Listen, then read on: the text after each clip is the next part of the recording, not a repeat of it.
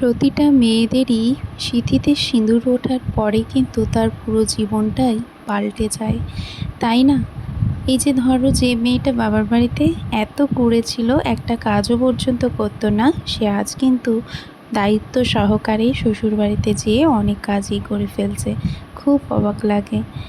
আর তার চেয়েও বেশি অবাক লাগে যখন বাড়ির কেউ না কেউ বলে যে সারাদিন বসে তুমি আর কি করলে। আমাদের সময় তো আমরা ছেলে নিয়ে সংসারের কাজ আবার বাইরের কাজ সমস্ত কিছু করেছি, আর তোমরা এইটুকু কাজ করতে হাঁপিয়ে ফেলছো। তাদেরকে আর কে বুঝাবে যে তখনকার দিন আর এখনকার দিন আকাশ পাতাল তফাৎ।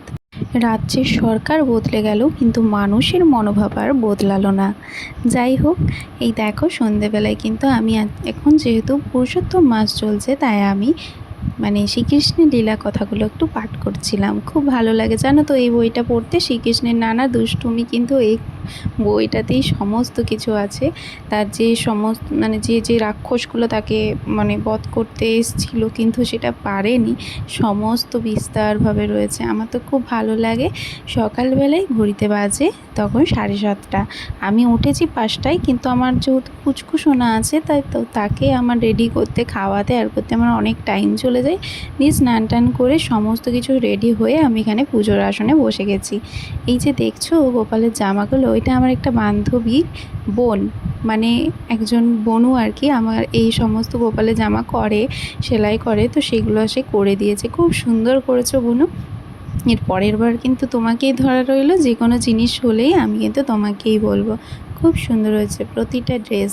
আর এই যে ছোটো ছোটো প্যান্টগুলো করেছো, কিন্তু জানো তো আমার গোপু সোনার এই প্যান্টগুলো কিন্তু হয়নি, একটু ছোট পড়ে গেছে, তো ও বলেছে যে বানিয়ে দেব।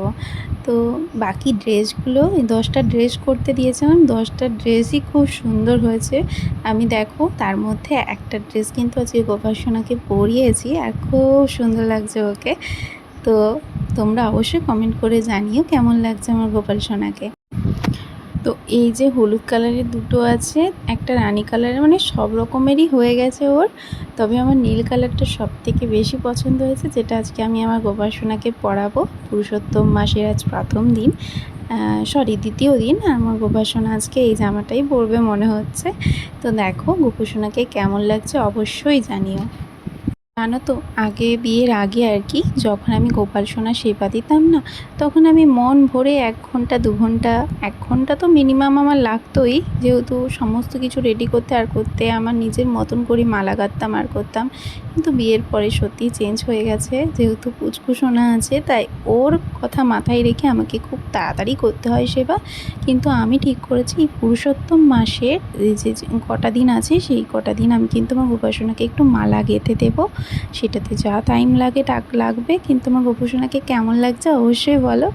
দেখো কি সুন্দর সাজিয়ে দিয়েছি, আর পুরো নীলমণি হয়ে গেছে। তবে জানো গোপাল সোনার কিন্তু ছোট ছোট লীলাও আছে, আমার খুব ভালো লাগে, সব তো আর শেয়ার করা যায় না। এই যে গোপু সোনার এই কানেরগুলো দেখতে পাচ্ছ, আর যেটা পড়েছে, আমি কিন্তু একটা কোথাও খুঁজে পাচ্ছিলাম না। তারপর দেখি সকালে সব কিছু রেডি হয়ে গেছে, সব ধোয়া পাতলা সব কিছু হয়ে গেছে, দেখছি ও দোলনার নিচে ওই কানেরটাই পড়ে আছে। আমি তো অবাক হয়ে গেলাম যে হয়তো আজকে এই ড্রেসটার সাথে এই কানেরগুলো পরতে যায়। তো ওর দুষ্টুমি ভরা কাহিনিগুলো আমি অন্য একটা ভিডিওতে আরও শেয়ার করব। তো আজ এই পর্যন্ত। কেমন লাগলো ভিডিওটা কিন্তু জানিও কমেন্টে। রাধে রাধে।